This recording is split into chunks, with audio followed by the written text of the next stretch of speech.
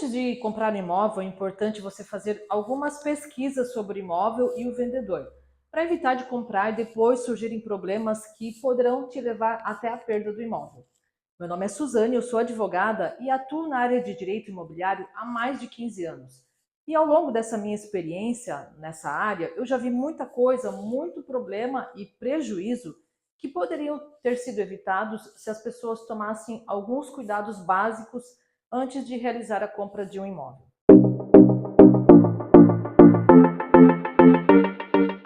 Eu já falei aqui no canal sobre documentos do imóvel e do vendedor que você precisa consultar e analisar antes de comprar o imóvel. Mas hoje eu vou falar sobre situações que são um pouco mais difíceis de serem identificadas porque não constam na matrícula do imóvel, mas podem anular o negócio ou te trazer sérios transtornos e prejuízos. Tudo o que acontece com o imóvel ou no imóvel deveria estar registrado na matrícula do imóvel, mas infelizmente não é assim que acontece. Tem alguns atos que não constam e isso pode afetar a compra do imóvel. Então, se você está comprando casa, apartamento, terreno, enfim, qualquer imóvel, presta atenção nessas situações. Construção não averbada. Se no imóvel que você está comprando existir uma construção e na matrícula não constar a existência da construção, e nesse caso vai estar escrito na matrícula terreno sem benfeitorias, isso quer dizer que a construção não foi averbada na matrícula do imóvel. E na hora da transferência, alguns cartórios podem exigir o recolhimento dos tributos que precisam ser pagos quando é feita a averbação da construção. E se não ficar definido previamente em contrato quem será o responsável em pagar esses custos da averbação, se forem exigidos, essa despesa poderá ser de responsabilidade da pessoa que está comprando o imóvel. Então é importante avaliar os seus interesses com relação a essa compra e, dependendo da situação, vale a pena ir atrás dos documentos que comprovem se houve o pagamento dos impostos, das taxas, e não deixe de incluir uma cláusula no contrato de compra e venda sobre a responsabilidade pelo pagamento desses custos de averbação, para você não ter que arcar com custos não previstos e também poder cobrar do vendedor, caso seja exigido pelo cartório. Segundo ponto a ser observado: dívidas incidentes no imóvel. Existem dívidas que, se não foram pagas pelo proprietário anterior, poderão ser de responsabilidade do comprador. Dívidas como IPTU, condomínio, laudêmio, recomposição de vegetação suprimida, que é no caso de área de preservação ambiental. Então é importante consultar a CND municipal, solicitar as certidões negativas do condomínio, mas solicite para o síndico ou para a administradora do condomínio. E com relação ao laudêmio ou possibilidade de área de preservação ambiental, verifique junto à Secretaria de Patrimônio da União. Lembrando que podem existir outras dívidas que o pagamento pode ser de responsabilidade do comprador, então vai depender de cada caso, tá? É importante que se faça uma pesquisa mais aprofundada para verificar realmente a existência de possíveis débitos. E é uma pesquisa essencial antes de comprar um imóvel, porque imagina se você compra um apartamento e descobre essas dívidas somente na hora de fazer a escritura. Dependendo dos valores que precisarão ser pagos, pode até inviabilizar o negócio. E a essa altura, parte do pagamento do apartamento já foi feito por você, comprador, e aí precisa verificar o contrato de compra e venda para ver o que ficou previsto sobre cancelamento do negócio ou de quem é a responsabilidade sobre custos não previstos. Isso se constar no contrato cláusulas sobre essas situações. Já pensou na dor de cabeça? Eu já vi isso acontecer, então se você não quer passar essa dor de cabeça, já se inscreve no canal, ativa as notificações para ficar por dentro de tudo que você precisa saber antes de comprar ou intermediar a compra de um imóvel. Agora voltando aqui para o conteúdo. Outra situação que eu aconselho verificar é a confirmação do estado civil do vendedor. Se o vendedor for casado ou viver em união estável, é obrigatória a participação na negociação do marido, esposa ou companheiro, companheira. Inclusive, eles devem assinar o contrato de compra e venda e a escritura pública. Mas tem situações em que o casamento não é averbado na matrícula do imóvel e nem a união estável.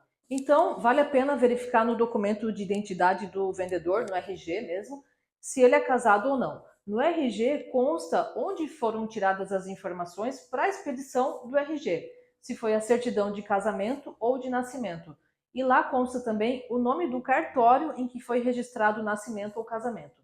Então, com essa informação em mãos, você solicita uma certidão de nascimento ou casamento atualizada do vendedor e confirma se ele é solteiro, casado ou divorciado. E mesmo que conste no RG a informação da certidão de nascimento, o que significa que a pessoa é solteira, confirme com o cartório onde foi feito o registro do nascimento, porque tem muita gente que casa e não altera os documentos, então vai continuar aparecendo como certidão de nascimento. E se a pessoa vive em união estável, fica um pouco mais difícil de confirmar essa informação, porque nem sempre as pessoas fazem declaração de união estável em cartório. Muitas pessoas só moram junto mesmo, sem nenhum documento. Então você precisa confirmar com um vendedor, com vizinhos, fazer um trabalho um pouco mais investigativo para não ter problemas, porque o regime de bens da união estável é o da comunhão parcial de bens. E a participação do companheiro é obrigatória para a validade do negócio. Então, tome cuidado com isso, tá? Verifique também se existe direito real de habitação. Se você for comprar um imóvel que foi recebido por herança pelo vendedor, você precisa confirmar se esse imóvel possui direito real de habitação para a viúva ou para o viúvo. O direito real de habitação é um direito concedido à viúva ou viúvo de uso da residência familiar do casal após o falecimento do seu cônjuge ou companheiro. E esse direito pode ser vitalício. E nem sempre consta na matrícula do imóvel a existência do direito real de habitação. Então, sempre que a transmissão, a transferência do imóvel para a pessoa que está te vendendo foi por inventário, confirme se existe direito de habitação, direito real de habitação, para você não comprar o imóvel com restrições de uso, porque nesse caso, a viúva terá o direito de continuar morando no imóvel, mesmo com a venda desse imóvel, dessa casa que você está comprando.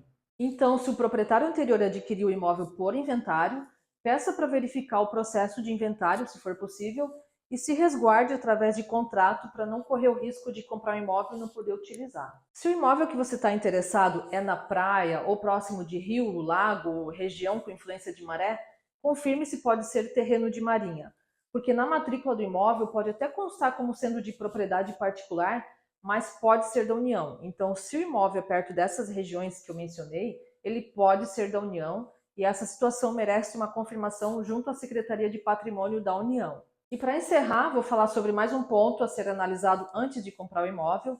E eu quero deixar claro que as situações que eu falei aqui nesse vídeo não esgotam todas as possibilidades, tá? Podem existir outros casos que não constam na matrícula e podem te causar problemas, porque cada caso é um caso específico e vai depender de uma análise de acordo com a situação específica.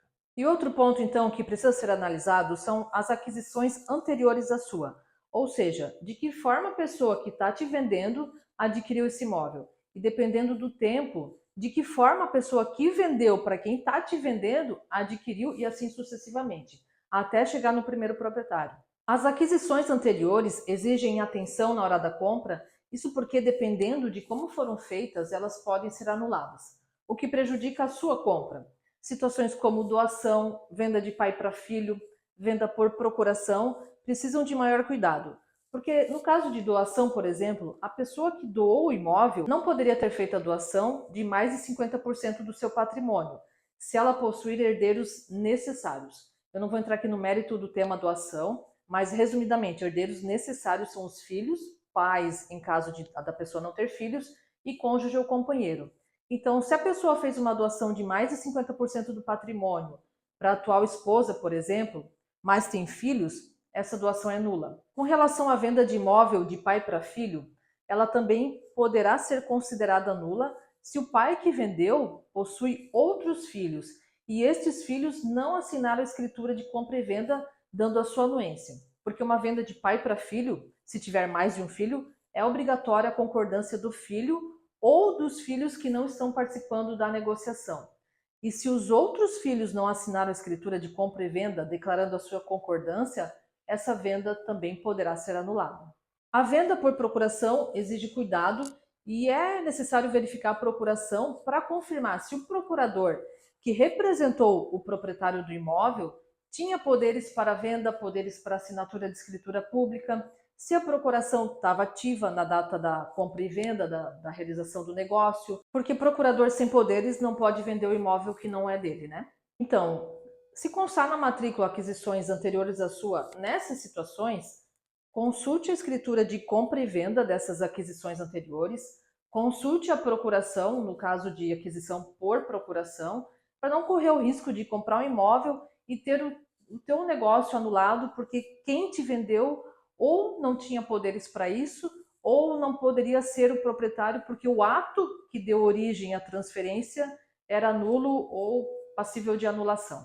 Por isso, gente, tomem cuidado antes de comprar um imóvel, porque situações como essas, e que só vão surgir lá na frente, vão te causar grandes transtornos, uma enorme dor de cabeça, insegurança, prejuízos, e ainda, em algumas situações, poderá depender de uma ação judicial para resolver tudo isso, e o que pode levar alguns anos para finalizar. Então, antes de comprar uma casa, apartamento, terreno, casa na praia, sítio, qualquer imóvel, faça uma análise de risco imobiliária, peça a orientação de um advogado e não corra o risco de perder a sua casa.